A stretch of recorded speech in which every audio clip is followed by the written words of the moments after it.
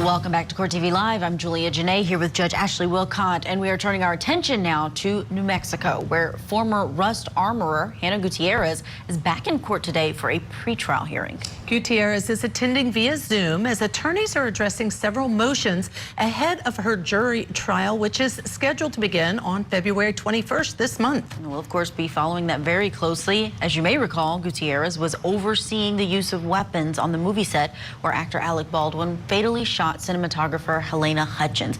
Gutierrez and Baldwin are both charged in this shooting incident with involuntary manslaughter. And according to court documents, Gutierrez is also facing allegations that she was under the influence at the time of that shooting. Let's get into court for the motions hearing. Ever going to issue a report that says we find that Hannah Gutierrez is negligent for putting a live round in a gun? That's simply not what they do. All they do is go in and investigate employers and companies and agencies to determine whether or not the employers have proper safety protocols set up. To allow information from the OSHA report to be heard by a jury, first of all, it's going to be confusing because the jury is going to look at the OSHA report and say, well, OSHA didn't find that Hannah Gutierrez did anything wrong. But the truth is that that's not what OSHA does. OSHA was not investigating Hannah Gutierrez. OSHA was investigating Rust Productions because that's what they do. That's just their job.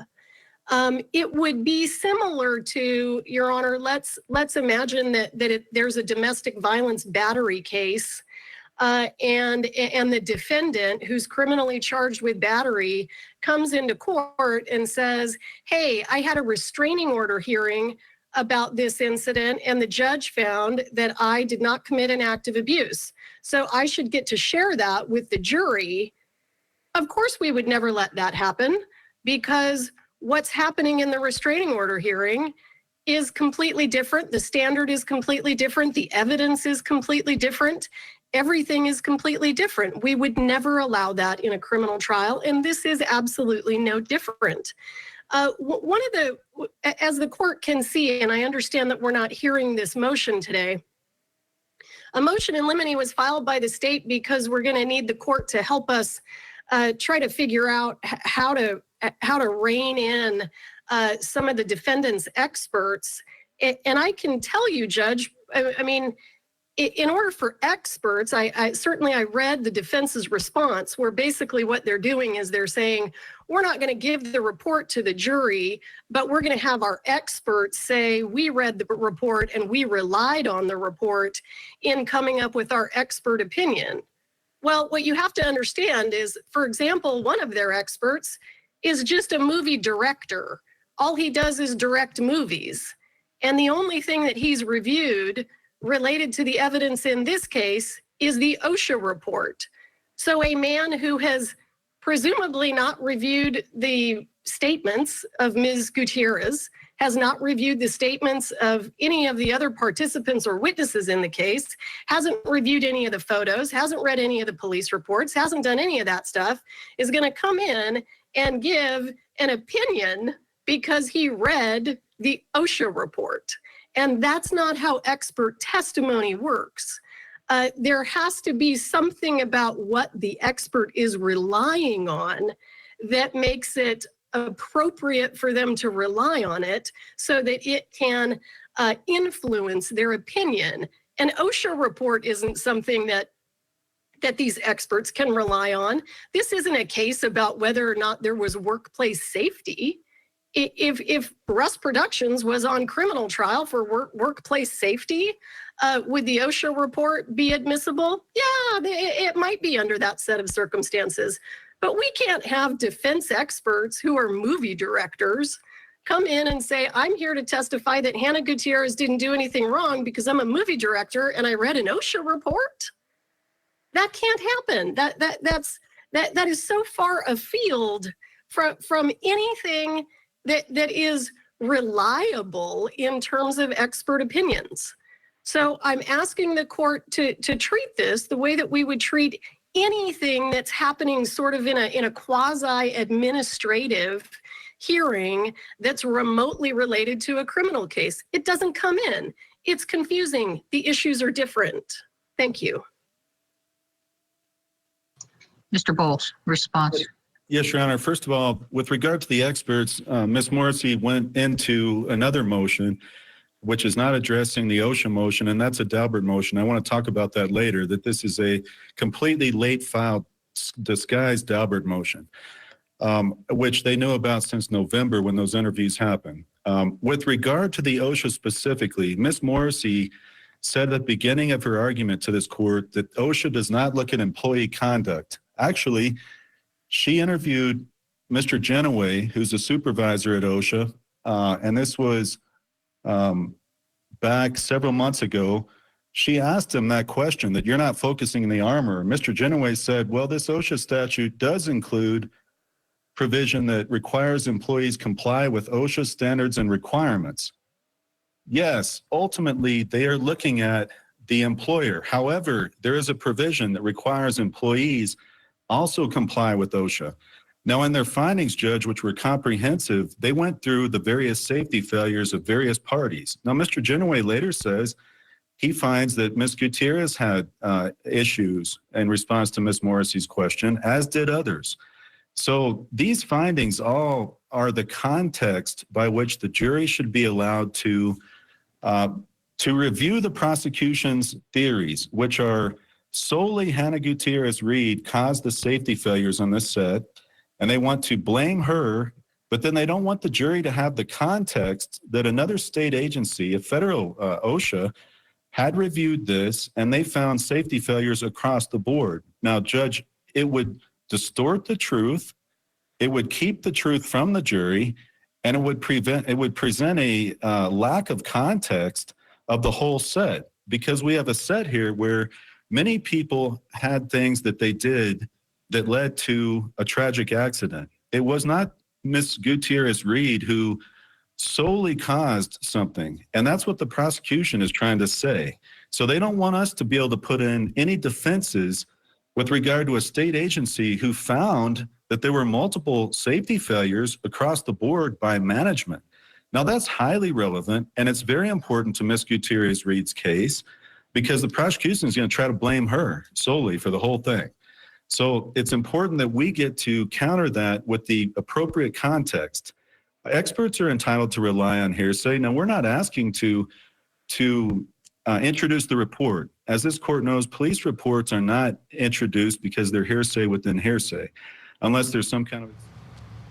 All right, very important motions hearings, because this will determine whether or not OSHA report comes into evidence or doesn't, and a number of other issues that directly affect how this trial can proceed. Right. So what we're going to do is take a break. When we come back, of course, we're going to get back inside these motions hearings. Hannah Gutierrez at the root of this, and she's participating by Zoom. Stay tuned.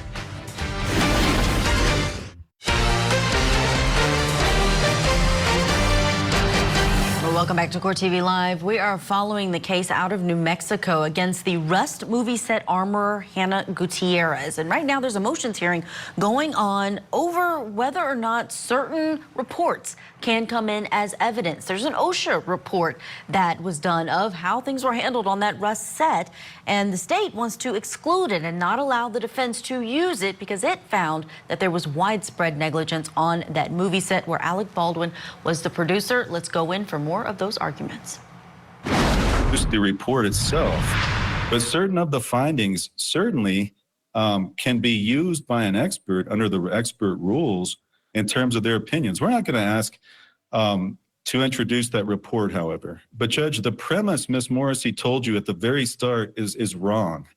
Mr. Genoway said employees are also governed by some of the provisions of OSHA. Now, ultimately, their findings were against the employer, but they reviewed the entirety of safety conduct on that set, and the jury's entitled to hear that. It would really, it would be a complete gutting in some ways of the defense if this court ruled out our ability to put in the context to the jury, which is what the prosecution wants. They don't want any defense, but that is a big part of our defense. in that other people caused issues. And multiple witnesses, Judge, of 49 interviewed in this case, multiple witnesses talk about safety failures and rushing and production issues and things like that. We need to be able to put that into context. Your Honor, if I may do a brief reply. So Mr. Bowles continues to say in his pleadings, and now during this hearing, that the state is singling Ms. Gutierrez out and that we are holding her solely responsible for this incident. That is a lie. Mr. Bowles knows that what he is saying is a lie. Mr. Halls was charged. Mr. Halls entered a plea. Hang on just a second. Mr. Halls was charged. Mr. Bowles, you may do us a reply. Please let her finish. Okay.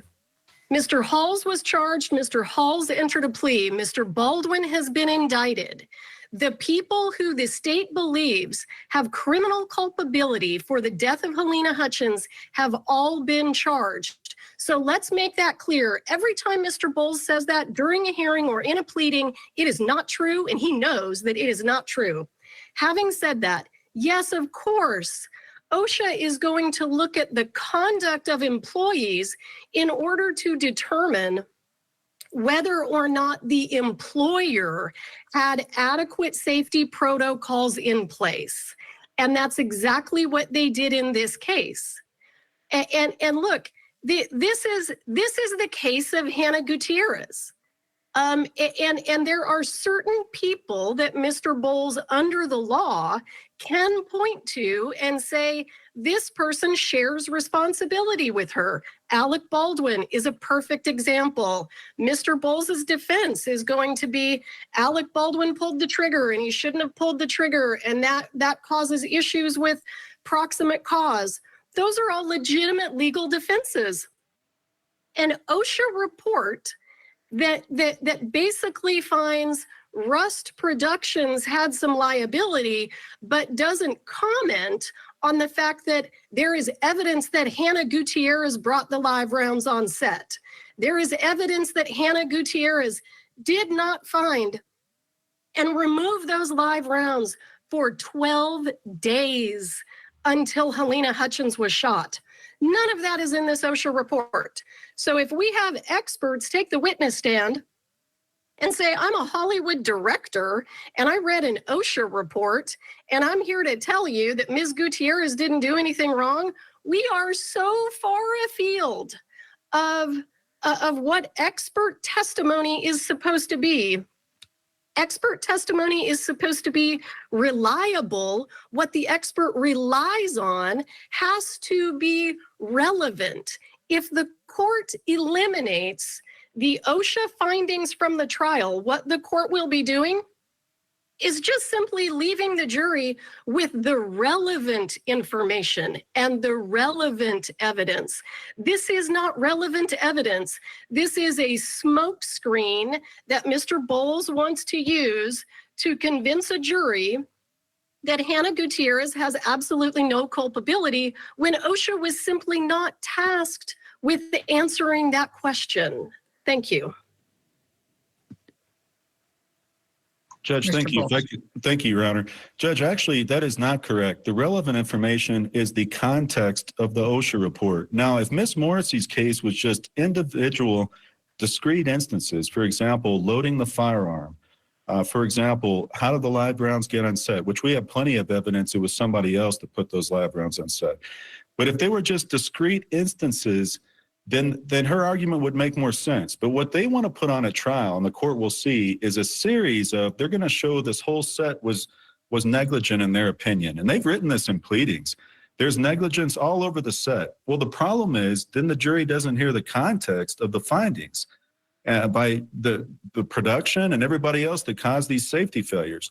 So we have interviewed Lorenzo Montoya, the investigator, and Bob Genoway, the supervisor. Those people are we're not talking about, they're not experts. They're the actual people who did the investigation. Now, we're not going to ask a Hollywood director to say because of OSHA, there was nothing wrong. Ms. Gutierrez-Reed did nothing. We're not going to do that, but that's a separate motion. That's an expert. She can attack the expert later.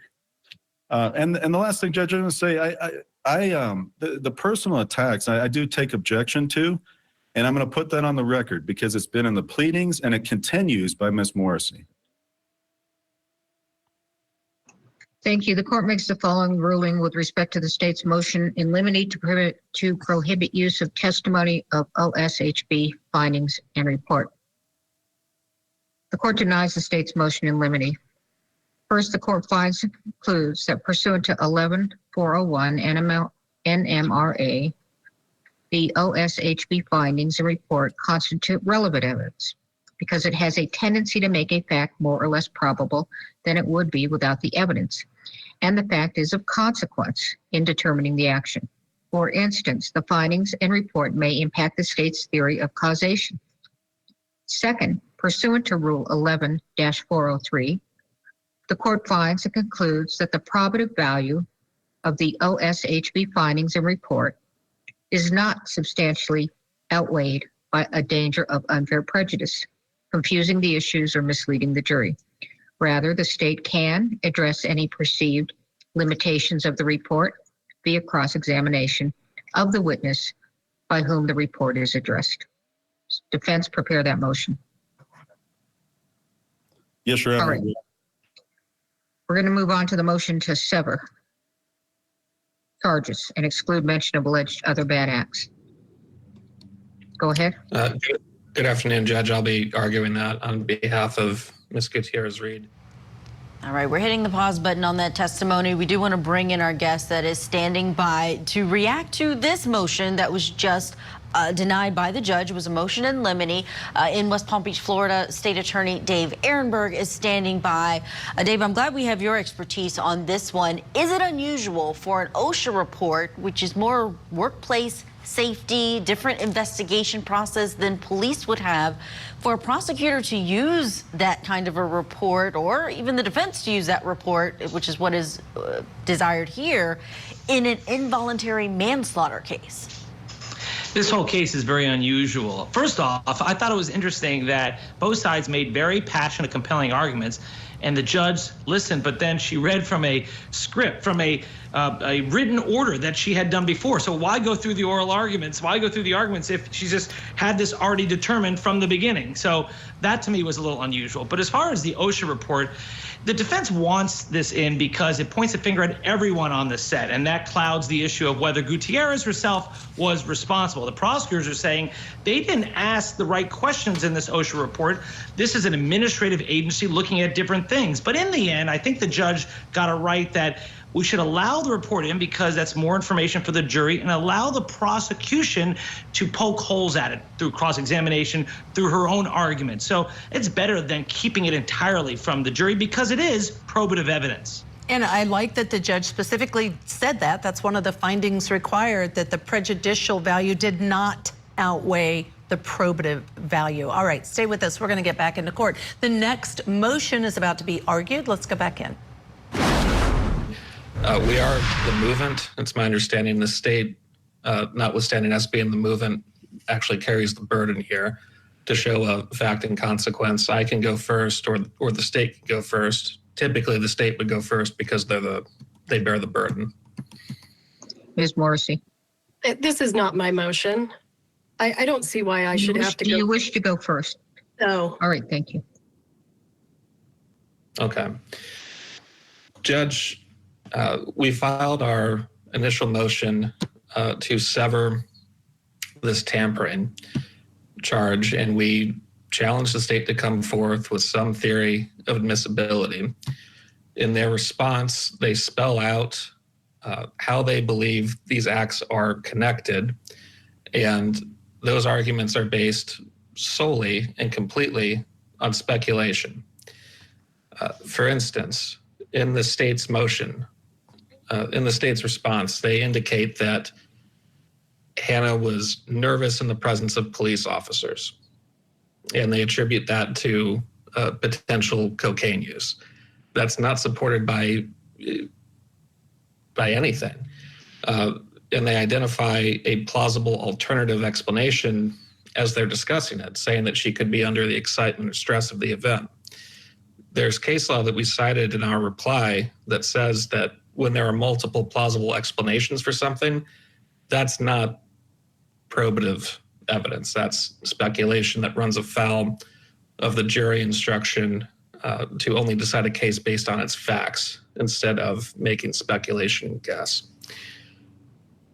In essence, what the state is seeking to do is they want the jury to assume that at some point in time, prior to going to work on October 21st, 2021, that Ms. Gutierrez-Reed ingested cocaine. They have no evidence as to whether that actually happened. They have no evidence as to when that would have happened. They have no evidence as to how much cocaine would have been consumed or how it would affect Ms. Gutierrez-Reed's body or her mental perception and acuity. Those are all very critical assumptions that the government wants to take as a first step. Following that, they want to speculate further that this assumed drug use would be affecting Ms. Gutierrez-Reed while she's at work. They have no expert testimony to support this, but really more importantly, they have no facts. There's a case that we cited, State versus Downey, which discussed the use of retrograde extrapolation. The argument that the state seeks to make here is very similar to Downey, but there's some differences. In Downey, they actually had a data point to work backwards from. The gentleman in that case had actually been arrested and his blood was tested. And the expert attempted to work backwards. Now, the New Mexico Supreme Court, identifying that there was no information as to when this gentleman had first consumed alcohol, no information as to how it was being metabolized in his body, they threw that opinion out, saying that it was mere guesswork. That is exactly what the state is seeking to do here. Furthermore, Judge, the basic premise that they want the jury to assume that Ms. Gutierrez-Reed was using drugs is based on a propensity argument. This is expressly prohibited in 404. That's the whole point of the rule, is to not argue that someone has a character trait, therefore they must have acted in conformity with a character trait.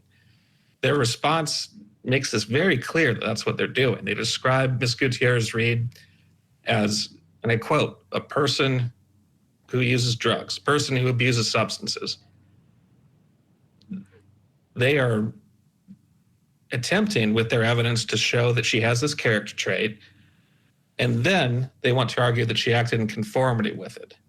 That's a propensity evidence, a propensity argument, clear and simple. The rules ban that. They cannot do that.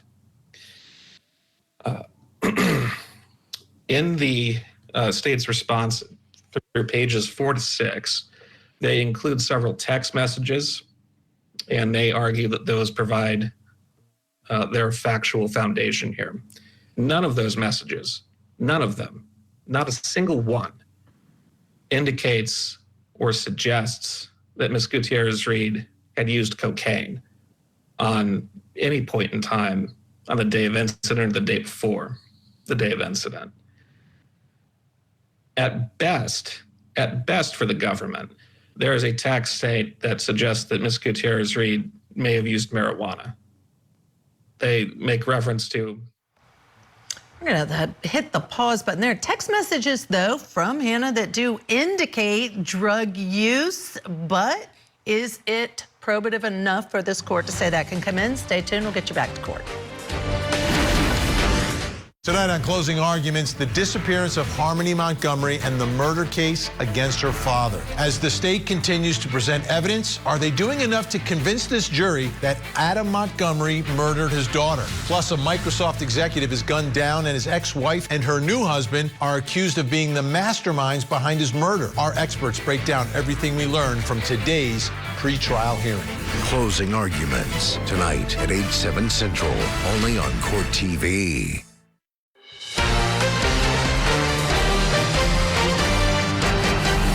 Hannah Gutierrez, there are motions being argued in front of the court right now because her trial currently is scheduled to begin on February 21st. And these motions are about different pieces of evidence that the state and defense are arguing about. Judge, do they get to come in or not? That's right. All important text messages that suggest that the armor on the Rust movie set, where actor Alec Baldwin is also charged in connection with that shooting, these text messages suggest drug use, and the defense wants to keep them out. They filed a motion to sever. Those arguments going on now. Let's go back into court. Referring to marijuana. The government, in its argument, marijuana use is not relevant here in connecting this tampering with evidence, which the government claims is cocaine, and the involuntary manslaughter. There's no connection at all with marijuana use. Further, Judge, the state in its argument includes several photos of ammunition and claims that they are easily visually distinguished between live and dummy rounds. The state's expert, Mr. Carpenter, 2 years ago on News Nation, stated that it is very difficult to distinguish live ammunition from dummy rounds. And that is, in fact, the point of dummy ammunition, that it looks real. So that way, when you're doing a close-up shot of an actor loading a gun or ammunition in a gun belt, that it looks real. So the argument that the state is trying to make, that Ms. Gutierrez-Reed was impaired to the point that she couldn't visually distinguish live rounds from dummy rounds, it just doesn't work. Dummy rounds are supposed to look like live rounds.